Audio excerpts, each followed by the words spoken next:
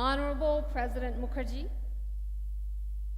Honorable Chief Minister of Karnataka, the Honorable Prime Minister of Portugal, Honorable Vice President of Suriname, Ministers, Excellencies, and distinguished guests. It is such a great honor to be here today accepting this award amongst such distinguished company. Let me first thank His Excellency, the Honorable President Mukherjee, as well as Prime Minister Narendra Modi and the Government of India, on my own behalf and on behalf of all of the recipients, for bestowing this great honor upon us.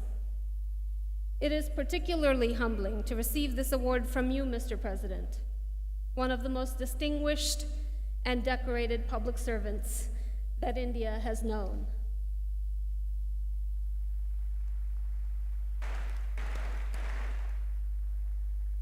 The Pravasi Bharatiya Divas was established as a celebration of the influence and impact of the global Indian diaspora in contributing towards and connecting their communities and countries to their country of origin. The Samman Award, the highest honor awarded to persons of Indian origin, is indeed an award that recognizes the importance of building bridges and creating connections in this increasingly divided world.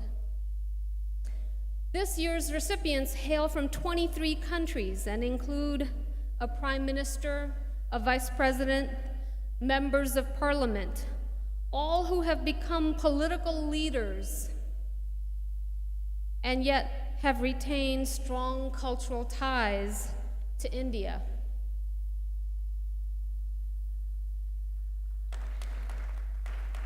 It was indeed inspiring to hear of the Prime Minister of Portugal's own connections to India and how he was influenced by his family's Indian lineage.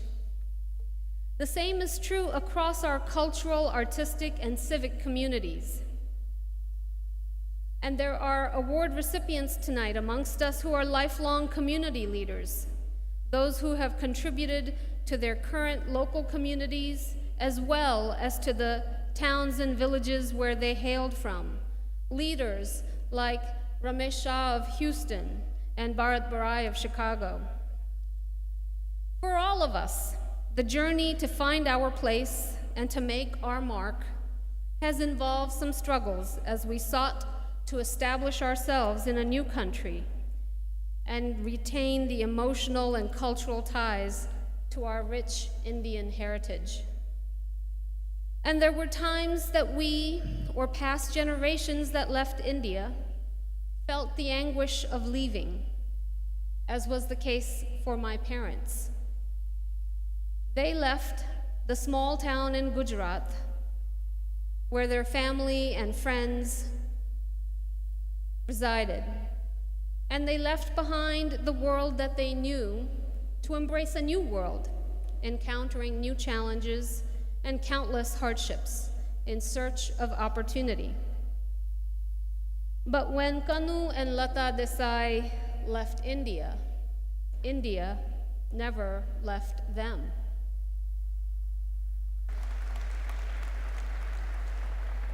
And this gathering, this award, is above all a celebration of that journey, a reaffirmation of that connection. And of course, in honoring those connections, we honor the most famous Pravasi of them all, who went on to make his mark on India and in the process changed the world, Mahatma Gandhi. Now, I have been asked to speak on behalf of all of the recipients, in some part because my very job for the past several years has been to be that connection, that bridge between the United States and India. As Assistant Secretary of State for South and Central Asia, appointed by President Barack Obama, I have sought to deepen the partnership between the United States and India, between our governments, our businesses, and our peoples. And the Indian diaspora has been a very important part of that relationship, has contributed to the deepening of those ties. The Indian diaspora have kept the culture alive in their own families, but they also shared it with their neighbors, with their schools, and with their communities. And so today, in America, Diwali is celebrated in every state of our union. In the schools and on college campuses and even in the White House. And today, when you want to send your Diwali greeting card, you can put a Diwali stamp on it. But not too long ago, it was very different. Emigres were accused by their families and their communities in India of betraying and abandoning their country of origin.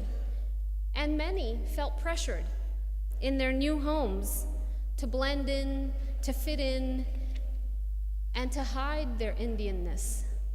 But little by little, they stopped hiding and started sharing, creating understanding and building bridges between our societies. Today, we see the results of those early struggles as the Indian diaspora are leaders in public life, in industry, and in academia. In the United States, Indian Americans are omnipresent in the cultural life of America, and as a result, have become a part of that rich American tapestry.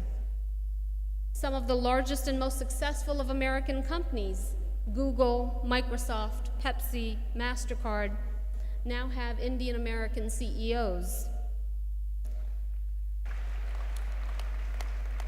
And the success of that Indian diaspora in the United States is in many ways the story of America itself. Independent, industrious, and ambitious. People working for a better future for their family, their community, and their country.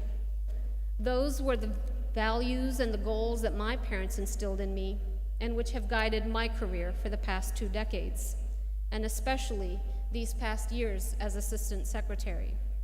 As the first Indian American to hold this position, which holds the responsibility for all diplomatic engagements across this region, including the day-to-day management of the U.S.-India relationship, I have sometimes been asked, how did I prioritize among the interests of my country of birth and the interests of my country, my home country, and the country of my citizenship? Well, of course, as an American, I have always worked to advance the interests of my country, the United States. But the wonderful thing about this job is that far more often than not, the interests of these two countries converge. They converge because the bonds between our two great countries are forged from our shared values of freedom, democracy, tolerance, and pluralism.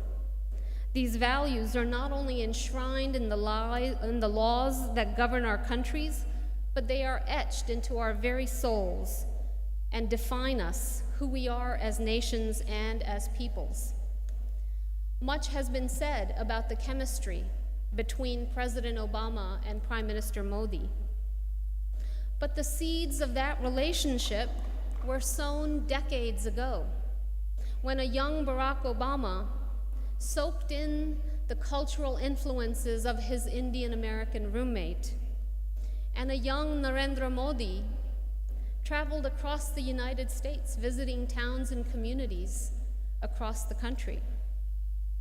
Those shared values and shared experiences are what make our partnership a truly global one, a partnership that can fight the rise of the oceans, promote security on the high seas, deliver disaster relief, improve health in developing countries, and drive innovation and economic growth at home and abroad.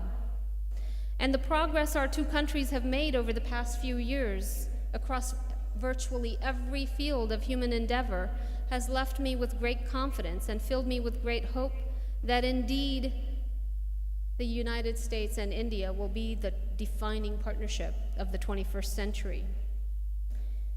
And in conclusion, while those values and commitments may appear to be tested in these recent times, when there is so much focus in the United States and around the world on the things that divide us, I'm confident that our better selves will win out and that we will continue to build the bridges of friendship, both within our countries and between our countries.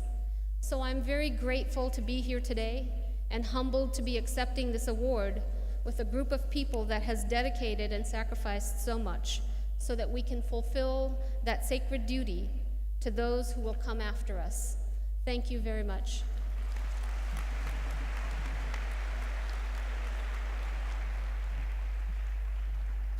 Thank you, Nisha, for your eloquent and articulate acceptance speech. It's an honor for me to now invite the President, Shri Pranab Mukherjee, to deliver his valedictory address.